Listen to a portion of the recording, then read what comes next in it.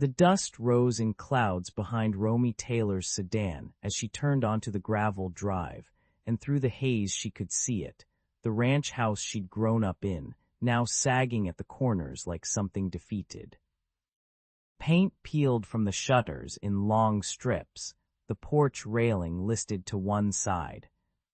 Even the cottonwoods seemed smaller than she remembered, their branches reaching toward the house like arthritic fingers. She'd been gone 11 years. The place looked like it had aged 30. Her mother's SUV sat in the driveway, rear hatch open, boxes already stacked inside. Romy's stomach tightened. She killed the engine and sat for a moment, watching dust settle across her windshield, obscuring the view. The front door banged open. Audrey Taylor emerged carrying a lamp Romy recognized from the living room, her movements brisk and businesslike. She was 63, but moved like someone fleeing a fire. "You're early," Audrey said as Romy climbed out. "Not hello, not I missed you. Just a statement of fact. Traffic was lighter than I expected." Romy gestured at the boxes. "You weren't kidding about Florida. My flight's tomorrow morning. I told you on the phone. I thought maybe you thought I'd change my mind because you decided to show up." Audrey set the lamp in the SUV with more force than necessary. "This place has been dying for years, Romy. Your grand gesture won't change that." Romy pulled her jacket tighter against the wind cutting across the empty pastures. "I'm not leaving. I sold the apartment, gave notice at the firm." "This isn't a visit." Audrey froze, then turned slowly. "You did what?" "I quit. Sold everything. I'm staying." "That's insane. You have a career, a life." "Had a career. Had a marriage, had a life that wasn't mine." Romy's voice cracked slightly. She steadied it. "This is mine. This has always been mine." Something flickered across Audrey's face, surprise, maybe, or fear. "You don't know what you're doing. This land, this family. There are things you don't understand. Then help me understand." "I can't." Audrey turned back to the house. "I won't. I'm done carrying the weight of Taylor history." A bark erupted from behind the barn, sharp and insistent. Romy jumped. A dog emerged from the shadows, medium-sized, mottled gray and white, with intelligent eyes and a scar running across its muzzle. It approached cautiously, tail low but not tucked. "That's Swift," Audrey said. "Showed up about 6 months ago, half wild, but he keeps the coyotes away. He'll probably stay if you feed him." The dog stopped 10 feet away, studying Romy with an intensity that felt almost human. "Hey, Swift," Romy said softly, crouching down. The dog's ears pricked forward. "You and me both, huh? Looking for somewhere to belong." Swift took one step closer, then another. His tail lifted slightly. A truck engine rumbled from the direction of the north pasture. Romy stood as a battered pickup appeared, a man in a canvas jacket at the wheel.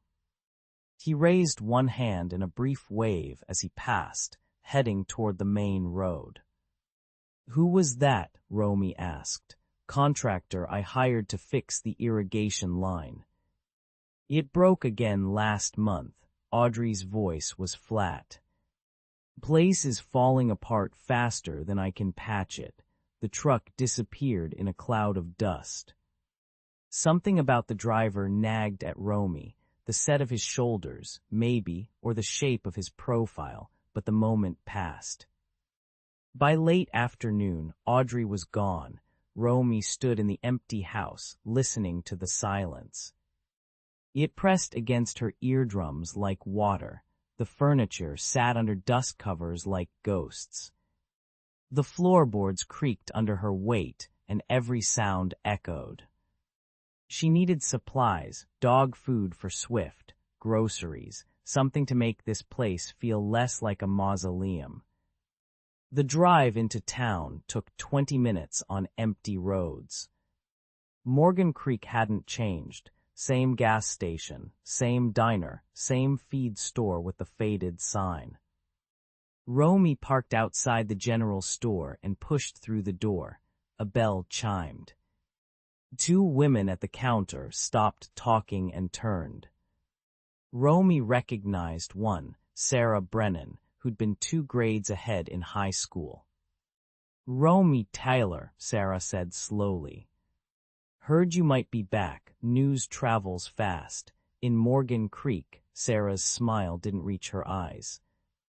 "Always has, especially when it involves Taylors and Slaters." Romy's hand tightened on her shopping basket. "Slaters, you didn't hear. Chip Slater bought the property adjacent to yours. Been working it for 3 years now." Sarah exchanged a glance with her companion. "Guess the feud's back on, like old times." Romy's mouth went dry. Chip Slater. The boy she'd known in high school. The family her grandfather had forbidden her from even speaking to, though she'd never understood why.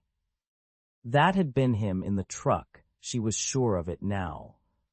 She bought her supplies in silence, ignoring the whispers that followed her down the aisles. Night fell fast on the plains. Romy sat on the sagging porch, Swift curled at her feet, watching stars emerge in the vast darkness. The wind carried strange sounds, creaking metal, rustling grass, the distant howl of something wild. Swift suddenly lifted his head, ears forward, body tense. A low growl rumbled in his chest. "What is it, boy?" The dog stood, hackles rising, staring toward the barn. In the moonlight, Romy could see nothing but shadows. But Swift's growl deepened, and somewhere in the darkness, something moved. Romy's hand found Swift's collar, her heart hammered against her ribs. She'd come home to save the ranch. But standing there in the dark, with Swift growling at invisible threats and the weight of unknown history pressing down, she wondered what exactly she'd come home to. The call came at 6:30 in the morning, jarring Romy from a restless sleep on the couch. Swift barked once as her phone buzzed across the coffee table. "Ms. Taylor. This is Detective Marcus Fitz with Morgan Creek PD. I need you to come down to the station." "Now what's this about? We'll discuss it when you arrive." The police station occupied a squat brick building on Main Street, sandwiched between the post office and a shuttered hardware store. Detective Fitz met her at the entrance, mid-50s, gray mustache, eyes that had already decided things about her. He led her to a windowless room that smelled of burnt coffee and disinfectant. The fluorescent lights buzzed overhead. "Ms. Taylor, yesterday afternoon, we received a call from a construction crew working on the county irrigation project. They were digging on the eastern boundary of your property." Fitz opened a manila folder. "They found human remains." The room tilted. Romy gripped the edge of the metal table. "Skeletal remains," Fitz continued, his voice flat, procedural. "Female. We ran dental records through the database." He slid a photograph across the table. "Not of the remains, thank God, but of a smiling girl with dark hair and Romy's same green eyes. Your sister, Zara Taylor, missing since 2004. The words hit like physical blows. "Zara, 20 years, dead. That's not she left, she ran away. Is that what your father told you?" Romy's vision blurred. She was 6 years old again, crying in her grandmother's kitchen. Zara went to find herself, baby. She'll come back when she's ready. The medical examiner's preliminary report indicates cause of death was blunt force trauma to the skull. Fitz leaned forward. Where's your father, Miss Taylor? I don't know. He disappeared right after. She stopped, the realization crystallizing with horrible clarity. Right after Zara went missing, yes, Fitz tapped the folder. Your father had a history of violence. 3 weeks before Zara disappeared, he beat Willie Slater so badly the man spent 4 days in the hospital. Broken jaw, fractured ribs, internal bleeding. You remember that. Fragments of memory surfaced. Shouting her father's bloody knuckles, grandmother pulling her away from windows. Willie pressed charges, but your father had friends. Case got dropped. Then Zara vanishes, and 2 days later, so does Jack Taylor. Fitz's expression hardened. You see how this looks. My father wouldn't what? Kill his own daughter. Men who beat their neighbors bloody are capable of plenty, Miss Taylor. Romy stood abruptly, the chair scraping against linoleum. Are we done here? For now, don't leave town. Outside, she doubled over in the parking lot, gasping. Swift pressed against her legs, whining. The morning sun felt obscene, too bright, too warm. Too normal for a world where Zara had been buried in the ground for 20 years. The funeral was held 4 days later at Morgan Creek Community Church. Romy had wanted something private, but the entire town showed up, packing the pews with their dark clothes and darker speculation. Heard they found her skull crushed. Jack Taylor always had a temper, that poor girl. Trying to protect her father's memory, Romy sat in the front row. Alone except for Swift at her feet, the pastor had made an exception. She stared at the closed casket, unable to reconcile the polished wood with the sister she barely remembered. Zara had been 17 when she disappeared. Romy had been 6. The memories were fragments. Zara braiding her hair, Zara singing in the kitchen, Zara crying behind a locked door. Zara screaming at their father about prom, about a boy she wanted to see. About the suffocating control that made her feel like a prisoner in her own home.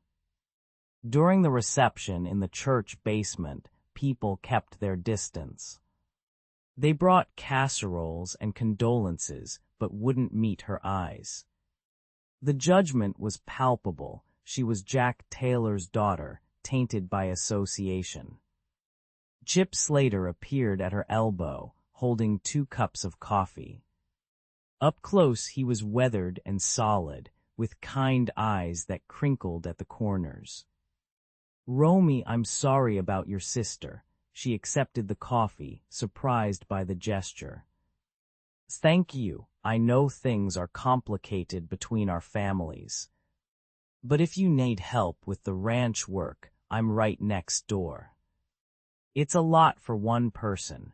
There was something in his voice she couldn't quite place, genuine sympathy mixed with something else. Curiosity, guilt. Why would you help me? Our grandfathers hated each other. That was them. Not us. Chip glanced around the room, lowering his voice.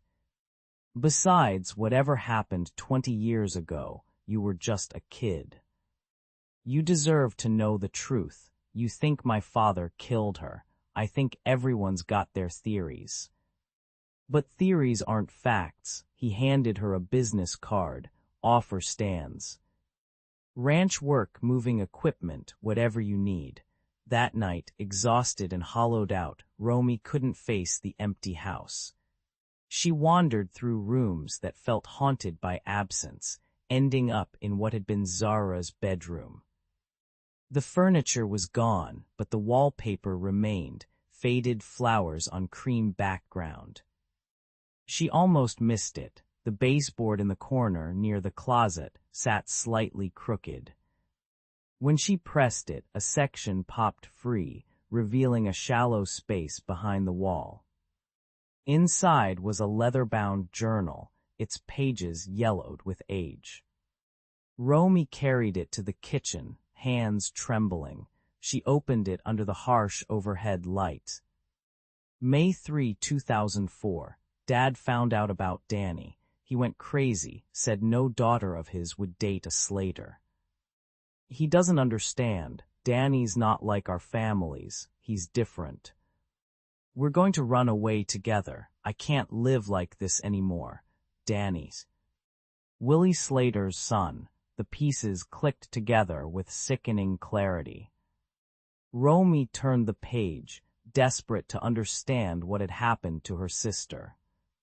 The entries grew more frantic, more desperate. And somewhere in those pages, she knew, was the truth about the night Zara disappeared. The truth that would either condemn their father or reveal something far worse. The morning sun cast long shadows across the Taylor ranch as Chip's truck pulled up, toolbox rattling in the bed. Romy watched from the porch, Zara's journal still weighing heavy in her mind from the night before. Thought I'd start with that leaking pipe in the barn, Chip called out. Already heading toward the structure without waiting for permission. Noticed it the other day, Romy followed him.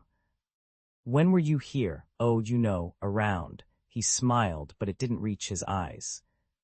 Small town. People notice things. She watched him work. The way his gaze kept drifting to the house, to the windows. Like he was cataloging every detail.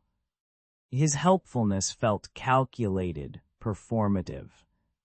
When he asked to use the bathroom, she caught him lingering in the hallway, studying the family photos on the wall. Find what you're looking for. The question came out sharper than intended. Chip turned, expression carefully neutral, just admiring the history. Your sister was beautiful. The way he said it made her skin crawl. By afternoon, she needed air. The general store seemed safe enough, neutral territory. She was studying canned goods when a woman about her age appeared beside her, dark curls and warm brown eyes. You're Romy Taylor, not a question. I'm Emma Harlow. My mom owns the diner. She extended her hand. I know everyone's been giving you the cold shoulder. That's not right. What happened to your sister? It's not on you. The kindness nearly broke her. Thank you. Come by the diner sometime. Coffee's on me. Emma squeezed her hand. You need a friend in this town. Romy was loading supplies into her truck when another vehicle pulled up, a newer Ford with the Slater Ranch logo on the door.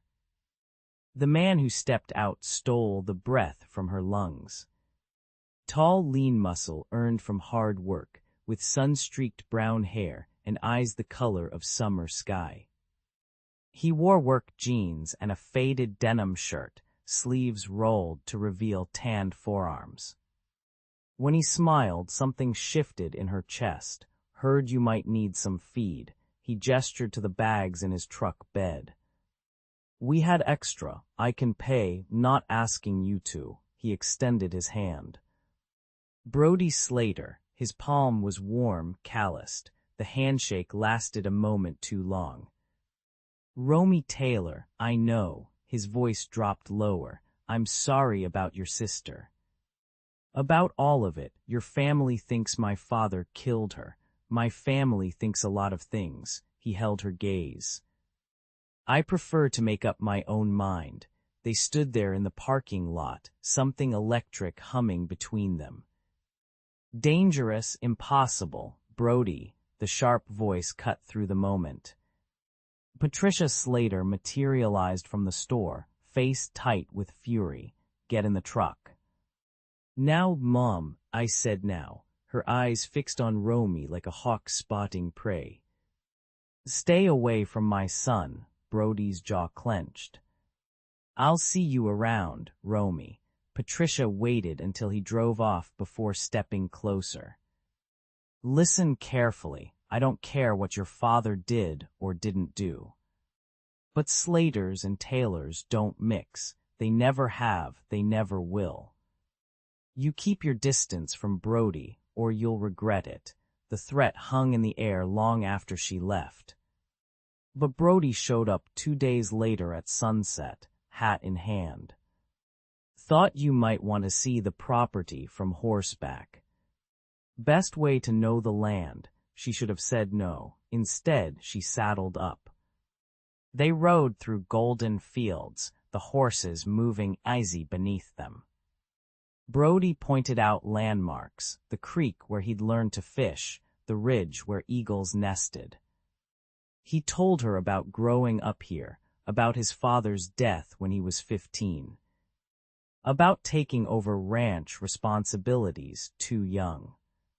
"You ever been serious with anyone?" The question surprised her as much as him. He shook his head. "Never felt right. Everyone here, they know me too well or they think they do." His eyes found hers. "You're different." They stopped by an old oak tree. Brody unpacked sandwiches, iced tea, strawberries. Simple food that tasted like summer and possibility. "This is crazy," Romy said. "Our families aren't us." He moved closer. "I don't care what happened 20 years ago. I care about right now." The kiss started soft, tentative. Then deeper, urgent, like they were both drowning and each other was air. His hand cupped her face, thumb brushing her cheekbone. She tasted like strawberries and hope. When they finally pulled apart, the sun had painted the sky in shades of amber and rose. "I have to go to a cattle auction tomorrow," Brody said. 2 days. "But when I get back, I'll be here." He left his bag on her porch that night, forgotten in the rush of goodbye. Romy carried it inside, meaning to text him. Then she saw the corner of leather peeking out from the side pocket. Her hands moved without permission. She pulled out pages, familiar yellowed paper, torn edges. Zara's handwriting, June 15, 2004. "Freckles says we need to be more careful. His family's getting suspicious, but I don't care anymore. I love him. We're leaving in 3 days, he promised. Freckles." Brody had a distinctive scatter of freckles across his nose and cheeks. Romy flipped through the pages with mounting horror. More entries, all torn from Zara's journal, references to secret meetings. Plans to run away, and then the final entry, dated June 17, 2004, the night before Zara disappeared. "Freckles is acting strange, says we need to wait, but I told Dad I'm leaving. I told him everything. Freckles is meeting me at midnight by the old barn. We'll figure it out together, we have to." The pages ended there, ripped out. Hidden in Brody Slater's possession, Romy's phone buzzed, a text from Brody. "Already missing you." She stared at the words, tasted strawberries and lies. The boy who'd kissed her like she was precious had been hiding the truth about her sister all along. The sun hadn't cleared the horizon when Romy heard boots on gravel. She was at the kitchen window, Zara's journal pages spread across the table like evidence at a crime scene, when she saw him. Her father, 20 years older, thinner, weathered like driftwood. And carrying a rifle. She was through the door before conscious thought caught up. "Dad," he stopped 15 feet from the porch. The rifle hung loose in his right hand, barrel pointed down, but present. "Always present, Romy girl." His voice cracked on her name. You look so much like your mother. Put the gun down. Can't do that. Not yet. His eyes swept the property, the barn, the fields, the tree line. Willie Slater's got cameras everywhere. I know he's watching. Willie's dead, Dad. He died 3 weeks ago. Something flickered across his face. Relief, regret, good. That son of a bitch deserved worse. Romy's hands were shaking. She pressed them against her thighs. Where have you been? Hiding, running. Your mother's been helping me. He said it matter of fact, like discussing the weather. She brings supplies once a month, burner phones, cash. The words hit like a slap. Mom knew where you were this whole time. Of course she knew. I'm her husband. He shifted the rifle to his other hand. She's been protecting me. Protecting us from what? From justice. From Willie Slater's lies. His voice hardened. That land, this ranch, it was supposed to be ours. Mine and Willie's 50-50. We shook on it after we sold our first cattle herd together. Made good money. Enough to buy 300 acres. But Willie got greedy. Wanted to expand too fast, take risks I wouldn't take, so I bought him out. Legal and proper, that's not what the paperwork says. Her father's jaw tightened. What paperwork? The original partnership agreement, Willie's copy. Shows he owned 60%, not 50%. Shows you changed the contracts after he signed them. The silence stretched long enough for a crow to call from the barn roof. He betrayed me first, her father said finally. Sold sick cattle to a buyer I'd been courting for months. Ruined my reputation, cost me $20,000.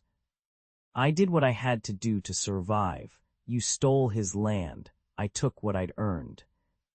What I'd built with my own hands while he drank himself stupid every night. He took a step closer. The rifle still loose, still there, and you know what he did? He threatened me. Said he'd burn everything I loved, said he'd make me pay. Words aren't the tractor brake line. That was him, could have killed me if I hadn't been going slow. The barn fire in 03. Willie's cigarette, everyone knew it, but no one could prove it. And the snakes in Zara's room, his voice broke. He put copperheads in my daughter's bedroom because I wouldn't sell him back the land. Romy's throat closed. You beat him, put him in the hospital. Damn right I did, after the snakes. After he threatened Zara directly. Her father's knuckles whitened on the rifle stock. I should have killed him then, should have finished it. Did you kill Zara? The question hung between them like smoke. No, the word came out ragged. God, no. I loved your sister more than my own life. Then who? Willie took her. Her father's eyes were wet now. Revenge, pure and simple. I took his land, so he took my daughter. I know it. I've always known it. There's no proof, the journal pages. The ones about Freckles, he spat the nickname, that was Brody Slater. Willie's nephew, you think it's coincidence Zara was sneaking around with Willie's family. Willie put the boy up to it, got her to trust him then. Stop. Romy's voice came out strangled. Just stop. I confronted Willie the night she disappeared. He smiled at me, smiled, said I'd understand loss now. Said the land had a price. Her father's hands were shaking. I would have killed him right there, but your mother stopped me, made me run instead. Said if I stayed, they'd pin Zara's murder on me, and she'd lose us both. The ranch was waking up around them, birds calling. Wind moving through wheat, the distant sound of a truck on the highway. Where is she? Romy whispered. Where's Zara? I don't know. I swear to God I don't know. I've looked. For 20 years, every place I could search without being caught. She's gone, baby. Willie made sure of that. Romy thought of Brody's kiss, tasting like strawberries and secrets. Thought of the journal pages hidden in his bag. Thought of her father's hands, capable of violence, capable of love. The police have security footage, she said. You were spotted 20 miles from here 2 days ago. They're watching all the roads. Her father nodded slowly. I know, I came to warn you. Stop digging, Romy. Whatever you think you'll find, it won't bring her back. It'll only destroy what's left of this family. I can't. Her phone rang. Mom. Romy answered on speaker. Romy, honey, is he there? Her mother's voice was tight with fear. Yes, listen to me very carefully. Stop investigating. Throw away whatever you've found. Your father didn't kill Zara, but if you keep pushing, they'll take him anyway. They'll take me too. Is that what you want? To lose everyone. Mom, you've been lying to me for 20 years. I've been keeping you safe. We both have. The truth won't set you free, baby. It'll bury you right next to your sister. The line went dead. Her father raised the rifle, not pointing it, just adjusting the weight. I'm sorry, Romy girl, for all of it, but your mother's right. Some graves are meant to stay closed. He backed toward the tree line, weapon ready, eyes on the horizon. I didn't kill her, he said one more time. Willie did, then he was gone, swallowed by shadow and wheat, leaving Romy alone with questions that had too many answers. Patricia Slater's truck pulled up to the ranch at dawn, dust rising like smoke signals. Romy was feeding the horses when she heard the engine cut, the door slam with purpose. She turned to find Patricia striding toward her, all fury and righteous grief in worn denim and steel-toed boots. You think I don't know, Patricia's voice cut across the morning air. You think this whole goddamn town doesn't know you've been spreading your legs for my son. Romy dropped the feed bucket. Mrs. Slater, don't. Patricia closed the distance between them, finger jabbing the air. Taylors and Slaters don't mix, never have, never will. Your daddy's a murderer, and your mama's a liar. And I'll be damned if I let my boy get dragged down with your cursed bloodline. Brody's an adult. He makes his own choices, not when it comes to you. Patricia's face was inches away now, breath hot with coffee and rage. You stay away from him. You stay away from my family. And you stop asking questions about things that don't concern you. Zara concerns me. She was my sister. Zara's dead, been dead, and you digging around in the past won't change that. It'll only get more people hurt. Patricia stepped back, eyes hard as river stones. Consider this your only warning, girl. Next time I won't be so polite. She turned and walked back to her truck, engine roaring to life. Romy watched her speed down the gravel drive, too fast, always too fast.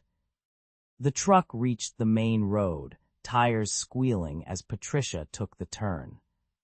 Then everything happened in slow motion and too quick all at once. The truck didn't turn. It kept going straight, jumped the shallow ditch, crashed through a fence post. Patricia overcorrected, the vehicle fishtailing wildly before rolling twice, metal screaming against earth. It came to rest on its side in a wheat field, wheels still spinning. Romy ran. Her boots pounded gravel, lungs burning. She reached the wreckage to find Patricia already climbing out through the shattered windshield. Blood streaming from a cut above her eye. Don't you touch me, Patricia screamed when Romy reached for her. Don't you fucking touch me. You need help. You did this. You sabotaged my brakes. Patricia was on her feet now, swaying but standing. She tried to kill me. Someone call the sheriff. Romy Taylor tried to kill me. I didn't, Mrs. Slater. I was nowhere near your truck, but Patricia was already on her phone. Already crying, already spinning the narrative. Romy stood there in the wheat, hands empty, as sirens began their distant wail. The sheriff took statements, examined the truck. Found the brake line cut clean through, professional job, someone who knew their way around an engine. Patricia pointed at Romy. She has motive. She's been sleeping with my son. She wants our family destroyed. I didn't touch your truck. Your daddy's a mechanic. Taught you everything he knows. Patricia's voice broke convincingly. She warned me just minutes before, told me to stop asking questions. Then my brakes fail. That's not coincidence. By noon, the whole town knew. By evening, Romy couldn't buy groceries without whispers following her down every aisle. Emma found her in the parking lot, surrounded by hostile stares. Come on, Emma said quietly. Let's get you home. In Emma's car, safety briefly restored, Romy finally broke. I didn't do it, I know. I was with you yesterday afternoon, remember? We were inventory checking the tack room for 3 hours. I'll tell anyone who asks. Emma squeezed her hand. Someone's framing you, Romy. Someone who wants you to stop looking for Zara. That night, Brody showed up at the ranch. Romy's heart leaped until she saw his face, already grieving, already gone. I can't do this anymore, he said. They stood in the barn where they'd first kissed, surrounded by the smell of hay and ending. My mom could have died today. I didn't, I know, his voice cracked. God, Romy, I know you didn't, but someone did. Someone's targeting my family now, and it's because of us. Because I couldn't stay away from you. He reached for her face, thumb brushing her cheek. I have to protect you. I have to protect them, so you're choosing them. I'm choosing to keep you alive. He kissed her forehead. Gentle and final. Stop investigating, please. Before someone really gets hurt, he left her standing there, alone in the barn, alone in the world. 3 days later, Romy drove to Pinewood Nursing Home. Willie Slater was in room 214, a husk of the man who'd once terrorized her father. Stroke had left him twisted, half paralyzed, trapped in a body that no longer obeyed. But his eyes were clear, terribly, devastatingly clear. Mr. Slater, Romy said softly. I need to know what happened to Zara. His mouth worked, sounds emerging that weren't quite words. His good hand gripped the bedsheet, knuckles white with effort. Did you kill her? He shook his head violently, tears streaming down weathered cheeks. His hand reached for the notepad on his bedside table, but before he could write, Patricia's voice cut through the room. What the hell are you doing here? Romy turned to find Patricia in the doorway, holding flowers, holding fury. I'm getting answers from a man who can't speak. You're sick. Patricia moved between Romy and her father. You tried to kill me. Now you're harassing my daddy. I'm calling the police. But Romy was watching Willie's face, watching the fear there. Not fear of her, fear of Patricia. You cut your own brake line, Romy said slowly, pieces falling into place. You needed the town to turn against me, needed Brody to leave me. Needed me isolated and accused. She looked at Willie, saw confirmation in his desperate eyes. What are you protecting, Mrs. Slater? What don't you want me to find? Patricia smiled then, cold and terrible. Get out. Before I make you disappear, just like your sister. Romy spread the diary pages across her kitchen table like evidence at a crime scene. She'd been reading for hours, watching her sister's life unfold in looping cursive. Feeling the ghost of Zara's hand moving across each page. The early entries were mundane, complaints about their father's rules. Dreams of college, sketches of dresses she wanted to make. But then 3 months before she disappeared, the tone shifted. He looked at me today, really looked at me. I know it's wrong, I know Daddy would kill us both, but I can't stop thinking about those eyes. Those freckles, Romy's breath caught. She flipped forward, hands trembling. We talked for 2 hours behind the feed store. He's not like the boys at school. He listens, he sees me, not just the preacher's daughter. Me, he called me beautiful.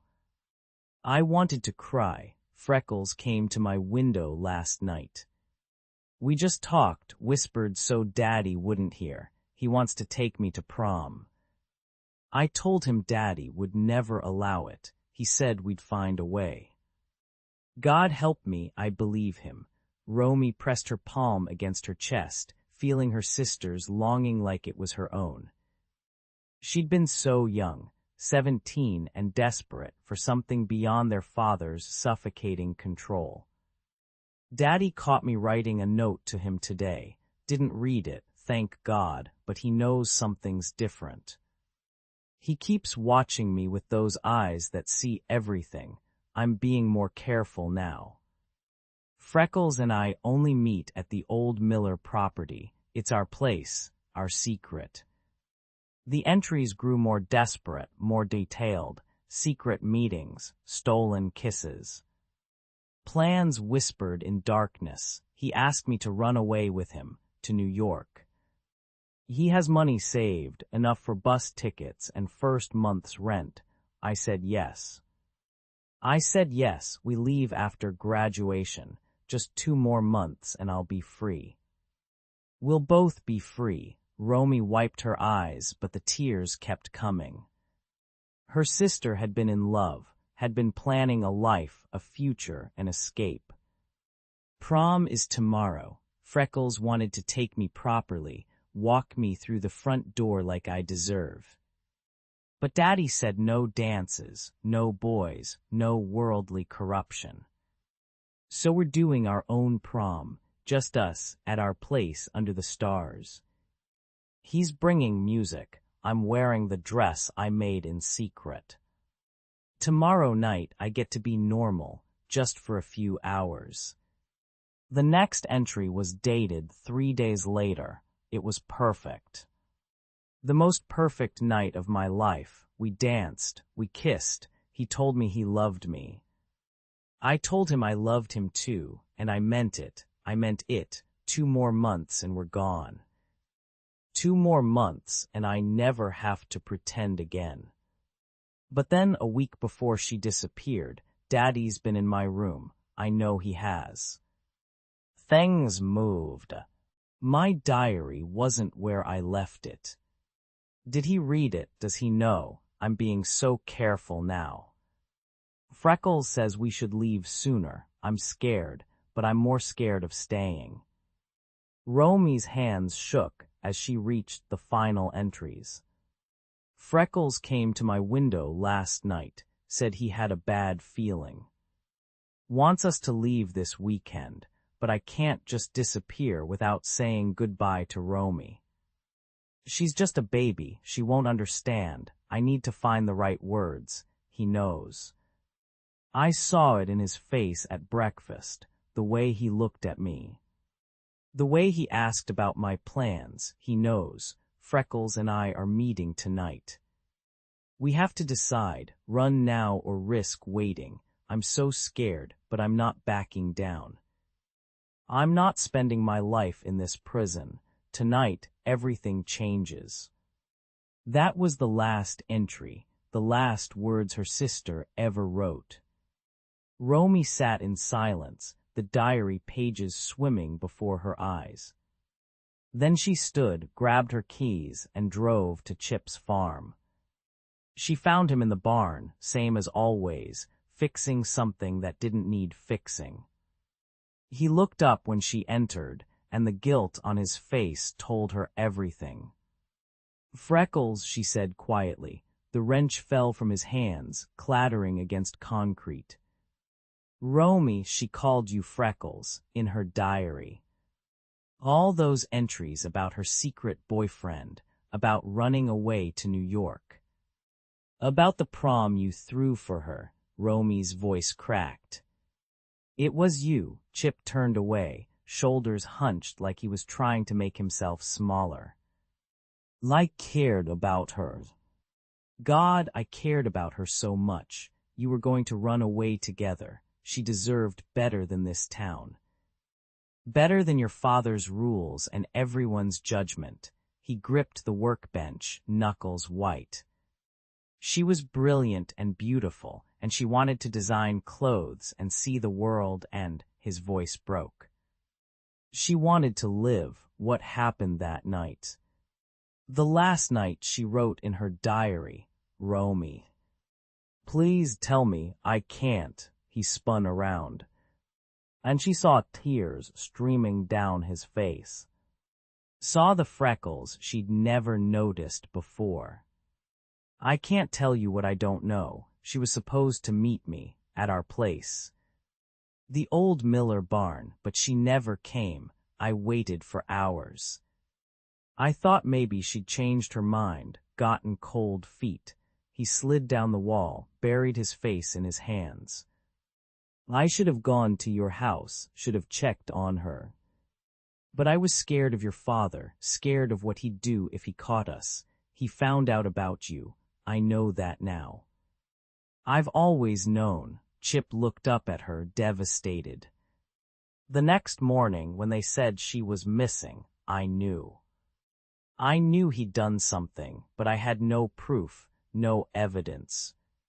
Just a feeling in my gut that wouldn't go away. Why didn't you tell someone? Who would believe the hired hand over the preacher? Your father was God in this town." He wiped his face roughly. "I've lived with it every day, the guilt, the not knowing. The wondering if she suffered, if she called for me, if I could have saved her." Romy knelt beside him. "Tell me what you're protecting, Chip." "Please," but he just shook his head, silent and broken, holding secrets that were slowly destroying them both. Romy waited until after midnight, when the house went silent and Brody's breathing deepened into sleep. She slipped from bed, dressed in darkness, and walked across the fields to Chip's workshop, with the diary clutched against her chest like evidence at trial. The barn door stood open, yellow light spilled across gravel. Chip looked up when she entered, his face already resigned, as if he'd been expecting her all along. "I know you're going to run," Romy said. "So I came to give you one last chance to tell me the truth." He set down the wrench he'd been holding. "Romy, it's late. You should go home. She wrote about you." Romy opened the diary to the marked page. "About running away together, about loving you, about being pregnant." The color drained from his face. "She was meeting you that night, the night she disappeared." Romy stepped closer. "You were the last person to see her alive. I already told you. You told me she never showed up." "But that's not true, is it?" Romy's voice remained steady, controlled. "Because I found something else, a witness who saw two people at the old Miller barn that night. Two people arguing." Chip's hands started shaking. "Who told you that? Does it matter?" She moved between him and the door. "Brody knows, doesn't he? That's why he's been trying to stop me. Not to protect my father, to protect you. You don't understand. Then make me understand. Romy's composure cracked. Tell me what happened to my sister. Chip backed toward the workbench, but there was nowhere to go. The small barn suddenly felt smaller, the walls pressing in. I can't, you can, and you will. Romy positioned herself firmly in the doorway. I'm not leaving until you tell me everything. He stared at her for a long moment. And she saw the exact instant something inside him broke. His shoulders sagged, his face crumpled. He slid down against the workbench until he sat on the floor, a man finally collapsing under 20 years of weight. She came, he whispered. She came to meet me. Romy's heart hammered, but she stayed silent, letting him speak. We were going to leave that night. I had money saved, a bus route planned. We were going to Nashville first, then New York. Anywhere away from here. His voice was raw, stripped, but your father found us. I don't know how, maybe he followed her, maybe he'd known all along. What did he do? He came into the barn screaming. Called her terrible things, called me worse. Chip's hands trembled violently. He said he'd lock her away, send her to a home for wayward girls. Make sure she never saw me again. He said the baby would be given away, that she'd spend the rest of her life repenting for her sin. Romy felt sick. Zara wouldn't have accepted that. She fought him. God, she fought so hard. Tears streamed down Chip's face. She told him she'd rather die than live under his control. She tried to run. Your father grabbed her and she hit him, actually hit him. I'd never seen anyone stand up to him like that. Then what? She broke free. Started running toward the door. Chip's voice broke completely. I panicked. I was terrified he'd catch her, that he'd hurt her worse. So I grabbed her arm to pull her back, to help her. But she was moving so fast and I pulled too hard and we both fell. The barn was utterly silent except for his ragged breathing. There was a rock, just a rock in the dirt where the foundation had crumbled. He was sobbing now, words barely intelligible. She hit her head just once, but the sound, I'll never forget the sound. And then she wasn't moving. She wasn't moving and there was blood and your father was screaming and I couldn't. She died, Romy whispered. Instantly, I hope, Chip pressed his hands against his eyes. I was 16 years old and the girl I loved was dead and it was my fault. I killed her, I didn't mean to, but I killed her. What did my father do? He ran. Just turned and ran into the night like the coward he was. Chip's voice filled with venom. Left me there alone with her bodies. A 16-year-old kid who just accidentally killed the only person he'd ever loved. So you buried her. I didn't know what else to do. I was terrified of the police, of your mother, of everyone. He looked up at her with devastated eyes. It was an accident, Romy. I swear to God it was just an accident. But who would believe me? The hired hand who got the preacher's daughter pregnant. I'd have gone to prison. My whole life would have been over, so you took hers instead. The words hit him like a physical blow. I know what I did. I've lived with it every single day for 20 years. And Brody, Romy's voice was hollow. When did he find out? 5 years ago. He came to help me fix the barn foundation and found, Chip swallowed hard. He found something I'd buried with her, a necklace. He recognized it from your mother's photos, and instead of telling me, he protected you. He's my brother. He thought he was saving me. Chip wiped his face with shaking hands. But he was wrong. You can't save someone who's already dead inside. I died that night too, Romy. I just kept breathing. Romy stood frozen in the doorway, looking at this broken man who'd stolen her sister, her truth, her peace. She felt anger and pity warring inside her. Felt the terrible weight of understanding that sometimes tragedy isn't clean or simple or fair. It was just an accident, Chip whispered one more time, as if saying it enough might make it true. But they both knew accidents still destroy everything they touch. The courthouse steps felt like walking to an execution, even though Chip was choosing this himself. Brody stood beside him, one hand on his brother's shoulder. Both of them silent as they climbed toward the glass doors that would swallow Chip whole. "You don't have to do this," Brody said one last time. "Yeah, I do." Chip's voice was steady for the first time in weeks. "I should have done it 20 years ago." Inside, Detective Fitz sat across from them in the interrogation room, his face a mask of professional skepticism. He'd been building a case against William Cross for months, and now this hired hand was confessing to the crime instead. "You're protecting him," Fitz said flatly. "Cross threatened you, didn't he? Forced you to take the fall." "No," Chip met his eyes. "William didn't know anything until 2 weeks ago." "Nobody did except Brody." Fitz leaned back, jaw tight. "I don't believe you." "Then test the evidence." Chip pushed a photograph across the table. "The necklace Brody found 5 years ago. It has Zara's blood on it and mine. From when I tried to stop the bleeding. Test it. Check the autopsy for head trauma consistent with falling backward onto stone. Look at the angle of the fracture."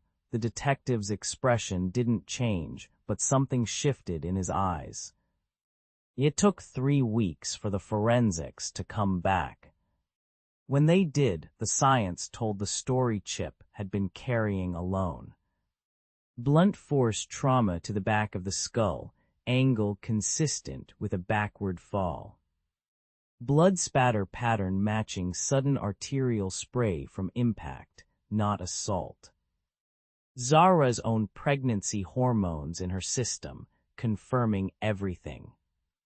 The charges came down as involuntary manslaughter and unlawful disposal of human remains. Not murder, not the vengeance Fitz had wanted. But on the same day Chip was sentenced to 8 years, William Cross walked into the sheriff's office and confessed to assault with a deadly weapon against Willie Slater 20 years prior. The statute of limitations had passed, but Cross insisted on a public record. On accountability. The letter arrived at Romy's ranch 3 days later, her father's handwriting shaky but deliberate on the envelope. "Romy, I have spent 20 years blaming everyone but myself for the darkness in our family. I blamed Willie Slater for existing, for being different, for loving what I couldn't understand. I blamed your mother for her grief. I blamed Zara for leaving us. I blamed you for reminding me of all I'd lost. I was wrong about everything. You found the truth when I'd given up looking. You demanded justice when I'd settled for rage. You chose love when I'd chosen hate. The man I was would never have written this letter. The man I'm becoming is only possible because you refused to let me stay broken. I'm proud of you, daughter, prouder than I have words to express. I don't ask for forgiveness, I don't deserve it, but I ask that you know I'm trying to be better. Every day I'm trying." Your father Romy read it 3 times, tears streaming down her face. Before she finally folded it carefully and placed it in the box with Zara's necklace and the photograph of two sisters in the summer grass. "I forgive you," she whispered to the empty room, and felt something ancient and terrible finally release its grip on her heart. Brody found her on the porch an hour later, Swift's head in her lap, her eyes red but clear. "Hey," he said softly, "hey yourself." He sat beside her, close but not touching. "I'm sorry for all of it. For not telling you, for protecting Chip when I should have protected the truth. I know," she looked at him finally. "I understand why you did it. I don't like it, but I understand. Can we?" He stopped, started again. "Is there a way forward?" For us, Romy thought about forgiveness, about how it didn't erase the past but made space for the future. "Yeah, there's a way forward." His hand found hers, and they sat together watching the sun sink toward the horizon. The memorial service was held on the ranch, under the oak tree where Zara used to read. Nearly 200 people came, crosses and slaters standing side by side for the first time in 2 decades. Chip attended via video link from the county jail. His face on a tablet propped against the headstone they'd finally been able to place. Romy told Zara's story, all of it, the love, the fear, the accident, the cover-up, the cost. She didn't sanitize or simplify. She gave her sister the truth she'd died without. When it was over, Patricia Cross approached, her perfectly composed mask cracked wide open. "I sabotaged your career," she said without preamble. "Called your editor, spread rumors. Tried to destroy you professionally because I was terrified of what you'd find." Romy stared at her. "I don't expect forgiveness," Patricia continued. "I just needed you to know." "No more secrets, no more secrets," Romy agreed quietly. Willie Slater was the last to leave, moving slowly with his cane, his husband supporting his elbow. He stopped in front of Romy, studied her face with eyes that had seen too much cruelty. "Your father came to see me," he said, "asked for my forgiveness. Did you give it? I'm working on it." He smiled sadly. "These things take time, but we're having dinner next week, your whole family and mine. Breaking bread together. It's a start." The dinner happened on a warm September evening. The long table on Romy's porch, groaning under the weight of too much food and tentative hope. Laughter came easier than anyone expected. Stories were shared. Tears were shed and wiped away. It wasn't perfect or healed, but it was honest. And honest was enough. Later, after everyone had gone home, Romy stood at the fence line with Swift pressed against her leg, watching the sun paint the sky in shades of gold and amber. The ranch stretched out before her, restored and whole, finally hers in every way that mattered. She'd come looking for answers and found something better, belonging. "We're home, girl," she whispered to Swift. The dog's tail thumped agreement. And for the first time in her life, Romy Cross believed it.